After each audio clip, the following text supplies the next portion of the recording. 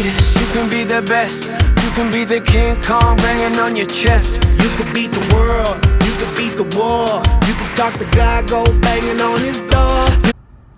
Hi guys, so the reason I'm in my car for this first video of my running edition of Generation 10 is because I've been really busy and I'm actually on the run right now, but I have about 10 minutes before my next meeting, so I decided I would take the video here.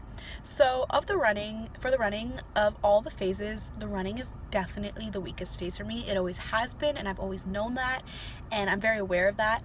So because it is my weakest phase, it is the one that I should be or have spent the most time on.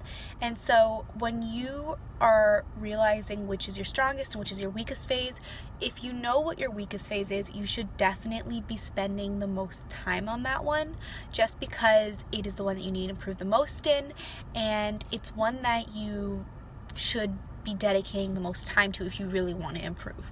So the only time I kind of really took the running seriously, which I regret, is the only time I took it seriously was this summer before Ireland. And the reason I took it seriously this summer before Ireland was because I knew going to Ireland that there would be some really amazing runners there, and I didn't really want to embarrass myself. So even though in Ireland there are still plenty of people that were way faster than me, I definitely improved my times so much more than they had been at the start of summer or at the beginning of the 2016 season.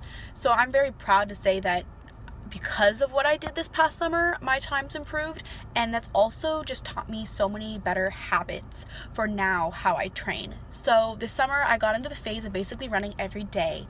I always ran every other day, and then most days I would try to run at least every day. Even if I couldn't run for a super long time on a given day, I would try to run every other day, even if it was for a short time. Some days I would run a full hour, other days I would run only 20 minutes if that's all I had. But just getting out there and running in some way is going to help you get your endurance and your speed up, and also just familiarize yourself with the distances you can run, what you feel comfortable with.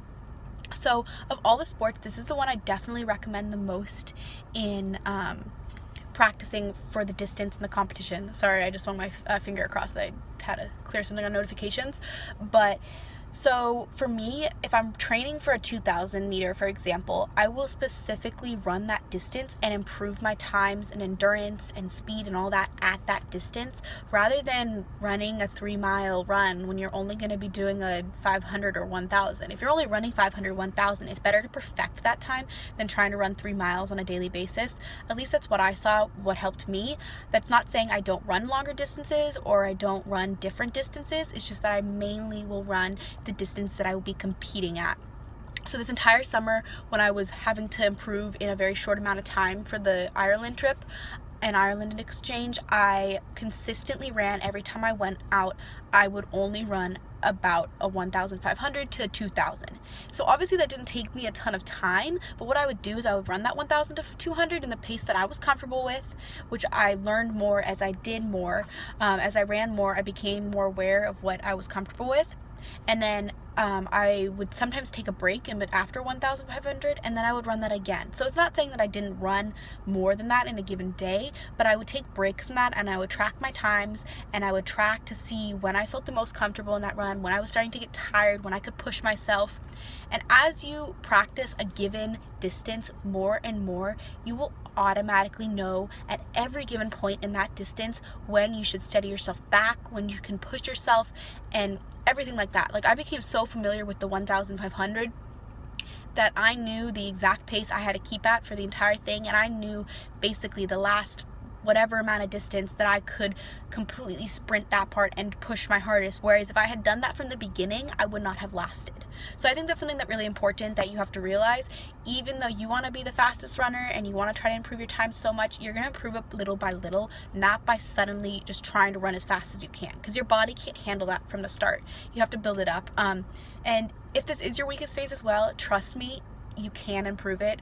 I didn't even think I could, and my times went down by almost a minute and a half, which is nothing I would have expected. I never would have expected to do that. So it is possible. It just takes some time, but practicing every other day or even every day for a short amount of time really does make a difference.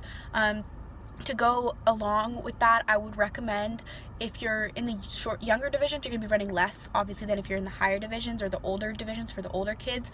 So look at your divisions, which will be on the running page in another blog post, and see what distances you should be running. Also, you can feel free to contact me if you have any questions about the distance that you might be running, or if you have any questions on specific tips. But like I said, run your distance, just get out there and run. And something else is, I would recommend getting a running buddy or having a running coach, or even just someone there with you. For a lot of my time in training and running and the other phases, I just had my mom or my dad or my sister there timing me, tracking my distances, and that made a huge difference, because although they weren't my coach and they weren't really telling me exactly what to do, having someone else there with me made me keep running, since it is my worst phase and it isn't something I love doing like I love the other phases. So having somebody there just motivating me, saying keep going, you can do it, tracking my distances, seeing where I look weaker and stronger, was really, really helpful. Thank you so much for watching. My next video is still undetermined for this sport, but it most likely will be more specifics on distances and how to pace yourself. Thank you so much for watching. See you guys later. You can throw your hands up, you can beat the clock. You can move a mountain, you can break rocks. You could be a master, don't wait for luck. Dedicate yourself and you gon' find yourself. Standing in the